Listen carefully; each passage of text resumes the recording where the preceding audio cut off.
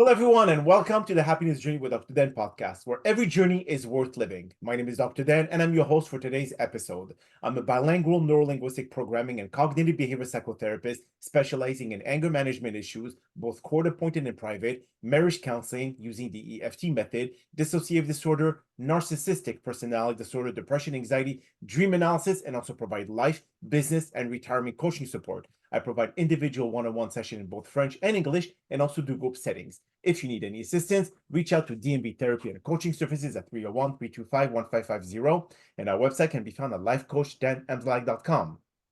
Today, I'm very excited to have for our first episode of season 21, a very special guest, speaker and author and podcaster, Pat Wetzel. And just like every of my past episode, I will leave it up to the guests to probably introduce themselves, as no one can do a better job. Pat, the floor is yours. Thank you. Thank you for having me here. Of course. I think you summed it up. Speaker, author, podcaster. Bump in the road is the stories of my guests. They're stories of transformation. They're about how we experience, manage, and navigate life's bumps, because nobody gives us a roadmap for this. And as you start listening to 20, 30, 100 different podcasts, as I do as the host, you start to get a 30,000-foot view, and you start to see all the commonalities that come together that help people navigate life's bumps. And that's really what the book and the podcast and my talks are about. Excellent. Well, thank you so much for being here today. Now, I'm sure like the purpose of this podcast, Pat, is to have or to give inspiration to our listeners about, especially everyone go through some bumps. That's a given. This is what life throws at us on a day-to-day basis. But no, it's not, it's just about how you circumvent those bumps and how you basically move forward, push forward to be able to reach your goals, whatever that may be. So if you could just help us, I mean, when it comes to you, what kind of bumps did you go through to be able to achieve what you've achieved? How long do you have? 30 minutes.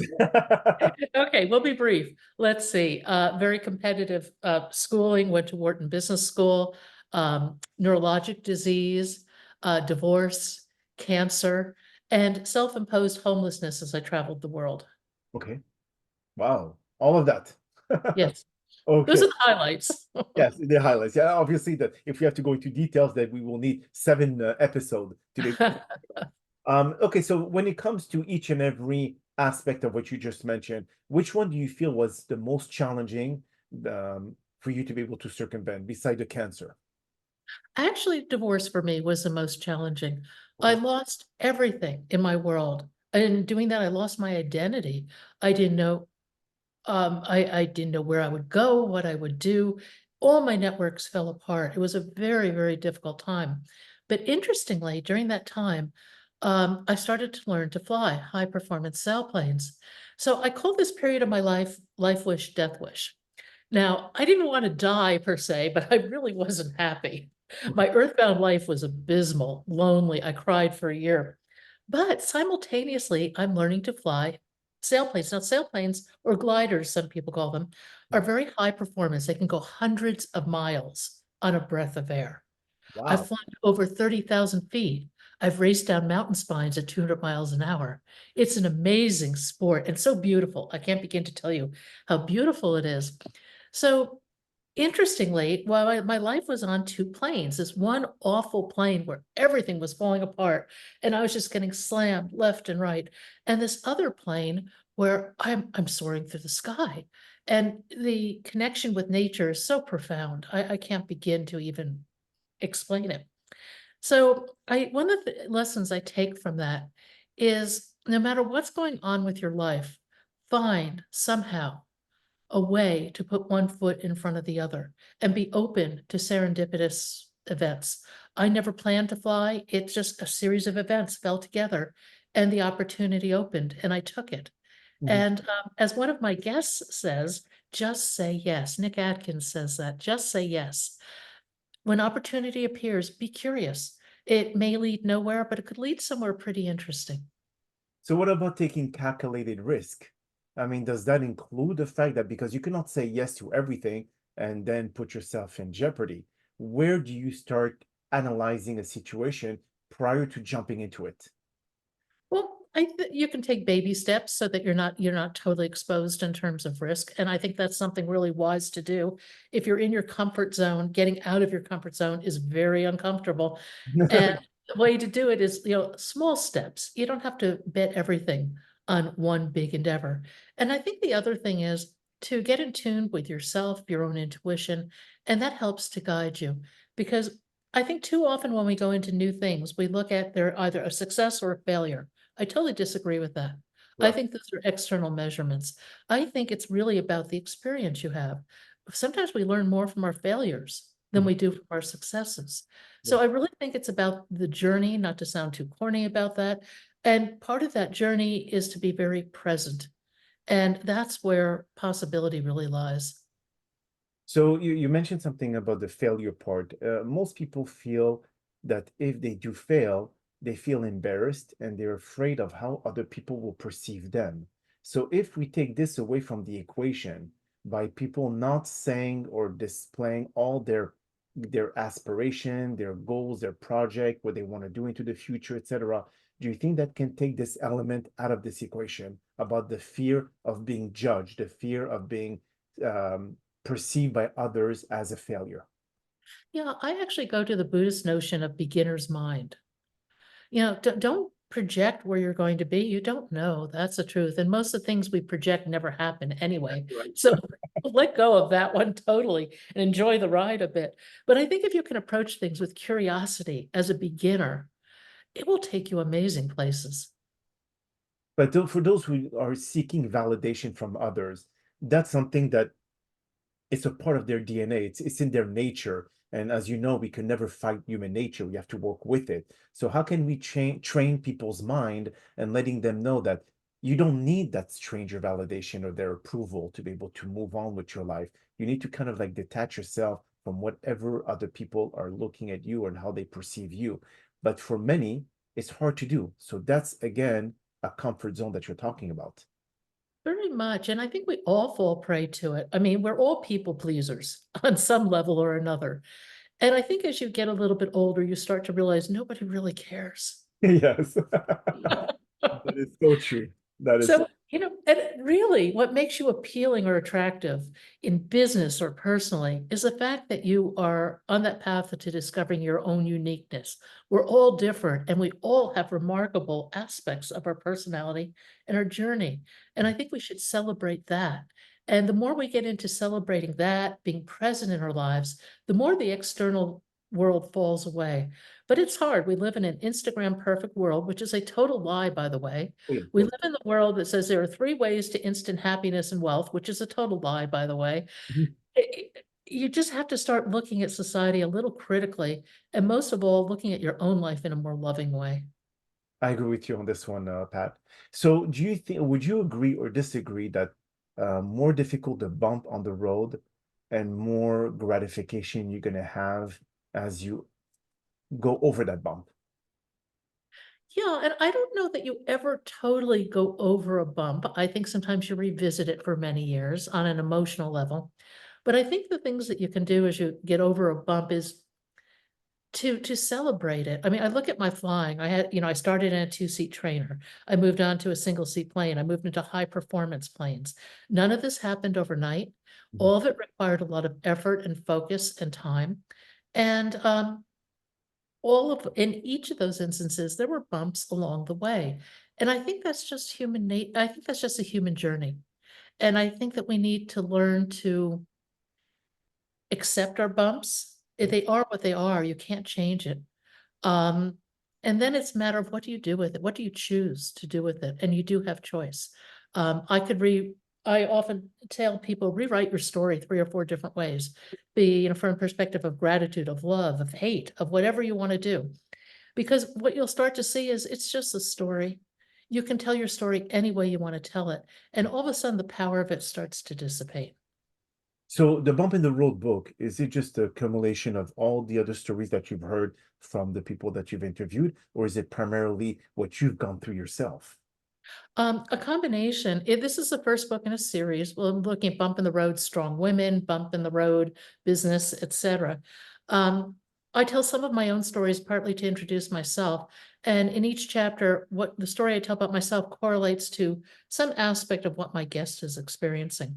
I Okay. chose 15 stories from the early part of the podcast because that's when I started writing it. Now I have so many stories and so much wisdom. If I could just find the time, I could probably write 10 books. Yes, and I know how the time is required for you to be able to write anything. I mean, I just finished one of them, one of my books, like it's called The Happiness Vortex, Mhm. and I wrote it in 2.5 years, and it has close to 800 pages long. Well, my book was twice its size, the size it came out to be. I had to cut it in half. Oh yeah, it's horrendous. But the thing is that at the same time, I could not shrink it because it has a combination of a lot of quantum physics with happiness, with spirituality. So we basically combine science with spirituality and find some correlation. Oh, that sounds great. So, and that's why I had to kind of like a lot of times said, no, this is too deep. No, this is too light. No. So I had to kind of scratch it off, rewrite over and over. That's why it took that long. But at the same time, it's a journey. Like you said, I mean, I experienced a lot of bumps in this book. I mean, compared to all the others. And but for me, I just say, you know what? I'm gonna push forward no matter what. I think writing is a journey. And certainly the whole book piece of this is a journey unto itself, and it has a lot of bumps. Yes, yes, absolutely. So when it comes to advising your clients when they do go through bumps, and for them that they're been beaten down by life, by their experiences, by their challenges, whatever else, how do you change their perspective, Pat? I mean, how do you, someone who's been beating down over and over again, it's kind of hard to find a positive aspect or the positive side of things. So how do you be able to change the perspective? You know, we've all been there. Let me tell you a story from one of my guests, Eric Weinmayer. Eric went blind at 16, so you can imagine the anger, the social isolation, just everything he went through. He went on to climb Mount Everest, the Wow. seven summits, yeah, and he trained 8 years to kayak the Colorado River Rapids. Oh my God. All this being blind. Being blind, yep. He's just one of the most inspirational people I've ever met. Eric tells a story. He divides the world into three groups, okay? And these groups are fluid. We've all been in them and we all move between them. There are quitters who are self-evident. There are campers who are the vast majority of people who never want anything to change. They hate change. Now, in all fairness to campers, they may be so beaten up by life that they don't want to put their head out of the foxhole anymore. And then very few people are climbers. And I think in being a climber, that's where you live your most actualized life. And the question of how you get from being a camper to a climber is one that fascinates me. It's one that drives me in my podcast. I am absolutely amazed at the inner strength people find through really difficult times. And I think one piece of it, particularly early on in the journey, is simply to insert energy into your path. Take a step. And it may be the hardest step you ever take. It may be so hard you don't think you can do it. But once you start moving in any direction, it doesn't matter. There's no right or wrong. It will self-correct. But once you start moving, things can start rearranging and happening for your benefit. Okay, so okay, let's go with that theory. If and of course there's some practicality behind it, but if let's say someone take a step forward, and but they're actually seeing that the step is in the wrong direction. Now Mm. going back, it depends on how deep they are in that step. If how many steps they've taken in the wrong direction, how can you change the way that they look at things and saying, oh my God, if I turn around, is turning around will be the better direction or a better option or a better alternative? You know, there's thousands of different ways to go to a certain location. So how do you give them the power or the I would say the desire to go into another direction, not knowing if it's a better option for them or not? Well, it's not a linear trip. It's not black and white. It's all shades of gray. Mhm. And I think in taking baby steps, you assess at each point, and are you going the right way? Does it feel right? Would a little more perseverance perhaps get you there? Mhm. How much do you want to go there? How flexible are your goals? Because you may start off on one path and take a bit of a detour, and that may be the best thing that ever happened to you. But Right. you have to take that chance. Life is not a safety guarantee Yeah. in any part of your life. I agree. Now, for the way that you approach, I mean, in this book especially, and you said that you're going to have like series of that of different nature of the book. How do you look at, especially if someone wants to be able to write a book, they have the skills, like good knowledge in the English language, etc., but yet don't know how to structure a book, especially from the beginning to the end, like the skeleton of that book. Did you follow a certain path yourself, path to be able to write this book, or you just went with the inspiration of all your guests that provided you, and you just said, you know what, maybe this is something that I could transform into a book? What really prompted you to get into that? Well, I wanted to share the wisdom for my podcast because it's really profound. And I started off and I went down some false paths. I started off with a program that probably wasn't the best program to use in terms of organizing things. I ran into a bump when I had to translate it all into Word and then find things in this massive document. It was too long, and a little disjointed, so I had to go through a lot of editing and bring it down by half. Um, the whole editing process is monumental and you will miss things and then you go back and you want it to be perfect. There are a lot of bumps along the way, but I think for me, what really drove me was a desire to share this wisdom. And it needs to be shared because nobody gives you a roadmap Yeah. for this crazy adventure called life. But I think there are some real common fundamental things that we all share that can really help us navigate life. So tell us, I mean, tell our listeners, what kind of cancer did you have to go through when it comes to your health, etc., and how did you go into remission? Nodal marginal zone lymphoma, which is super rare. It's a slow-growing lymphoma until it's not. About 10% of the cases a year transform into an aggressive lymphoma, which rapidly becomes an aggressive problem. Um, quite honestly, I went through 3 rounds of chemo in 6 years, and I had a business that was falling apart. A partner had stolen some intellectual property, registered it with the patent as their own, and I found myself just paying lawyers. And the stress was just overwhelming. So my hair was falling out from stress and I was vomiting blood. So I Oh, went to see my oncologist and he said, oh, there are probably 20 really expensive, awful, intrusive, um, uh, exams we can run to see what's wrong with you. He never asked me anything about what was going on in my life. He didn't have at all a holistic perspective on things. okay. And I left that office and I remember it so vividly. The corridor's just gray. This is after they redecorated it. Before you can leave, you have to go by the door where you have to pay all, the accounting department where they can nab you to make sure they get all your money. You go to a gray elevator, it clunks down for, a floor. It was just awful. And I'm walking out and I thought, you know, chances are my cancer's back. If so, if the past is indicative of the future, I have 12 to 18 months, maybe 20 months. I don't know how aggressive it is or anything else. I don't know for sure it's back, but I decided I am not going to live tethered to the medical community. And I sold my house, put everything in storage, and hit the road and went traveling. And I started a blog called Cancer Road Trip. Wow, okay. And did you transform this into a book or you just left it as a blog? It was going to be actually a project where every quarter we gave 7 people impacted by cancer an amazing bucket list trip and told their stories against the backdrop of geography. For example, the first trip was Tanzania. So we have Kilimanjaro and the metaphor of a mountain, Safari and the metaphor of survival, Zanzibar and the spice of life, Mhm. and then rinse and repeat. I was working on lining up about a little over $1 million. Everything was falling in place and travel shut down in 2020. Yes. So I thought, well, what am I going to do? I've built this social media audience. I have all this money and time invested in this. And I decided to start the podcast. And I thought, what should I call it? Bump in the Road, of course. Of course. And that's actually how Bump in the Road came to be.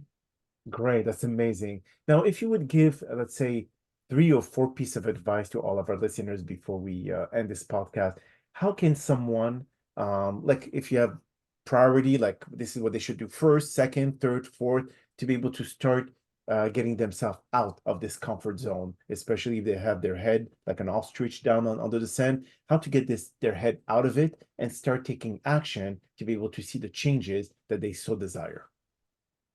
I think one of my mantras is, what can I learn? Whenever you're faced with a bump, ask yourself, what can I learn? And that becomes an internal journey. It's not about external approval or anything else. And so once you ask, what can I learn? And if that shifts you towards an internal journey, that's where you're going to find the wisdom that you need. Personally, for me, meditation has been a big part of my journey. And I really recommend people find something, some place where they can experience quiet. I think that removing judgment is really important. Be willing to take a chance. There's no failure here. What did you learn? As long as you learn, you're on the positive side of the equation. And I would say have a sense of humor. Life is a road trip. There are twists and turns and ups and downs and views that will astound you. And you just have to keep moving. Mhm. Now, the keep moving part, it's for many, it's easier said than done. So you mentioned earlier in the podcast about taking baby steps. So if let's say someone has a fear of, let's say, mountain or height, would you encourage them to be able to face their fear and go on top of a mountain and just like look down and be able to fight that fear? Or what exactly would they have to do to be able to kind of like go into those baby steps? Well, what's the purpose of, the mountain? It may or may not be relevant. I think the fears, most of our fears are more within, fears of inadequacy, fears of failure, things like that. And I think that what we have to do is turn to that. I think by putting a little energy into the equation, um, baby steps, drive a different way, cook a different meal, get comfortable with small amounts of change, because that expanding your comfort zone in that way will expand your life. And you can expand it by baby steps. You don't have to learn to fly sailplanes. You don't have to travel the world without a place to go back to. You can do little things in your everyday life that have huge meaning. So the change of pace or the change of environment. So let's say we know that there's a statistic that says that 86% of Americans or maybe 86% of people in the world hate their jobs. So is finding and looking for another job that not may relate to how much money you get paid, but more about a passion that you want to follow in life, is that something that they should consider? Obviously, it depends on the individual, but I think you need to look at what your real passions are and what motivates you. Now, if you're moving from a high-paid finance job, for example, to wanting to write a book, man, that's a lifestyle change. You better be ready for it. Yeah. But there are ways to, take baby steps on that. Write the book part-time, put your toe in the water, get a feel for it. Maybe take a job that's a little more in alignment with your interests. Mhm. Um, I think for most of us, it takes years and even decades for a lot of these changes to play out. They don't happen in a week or a month or a year. And I think you need to give yourself the latitude to explore during that time period. That's so true. So tell us more about where can people find your podcast, Pat, and what kind of like guests do you bring in terms of the nature, what they've gone through, etc. How do you find your guests for your podcast? Well, when I started, I didn't know if anybody would come on the podcast, but I'm going into my fourth year now, and now people are finding me, which is really nice. And I pursue areas of interest of my own. For example, at least once a quarter, I like to do a near-death experience. And the reason I like to do that is because that experience creates a profound shift in how people view their lives. It's a spiritual shift, and I think it's a very deep shift, and it really intrigues me. It's very interesting. But I interview everything from moms to mountaineers because there's wisdom in everybody's story. Mhm. So hold on, let me interrupt you for a second. Near death, so you put yourself in a flat line?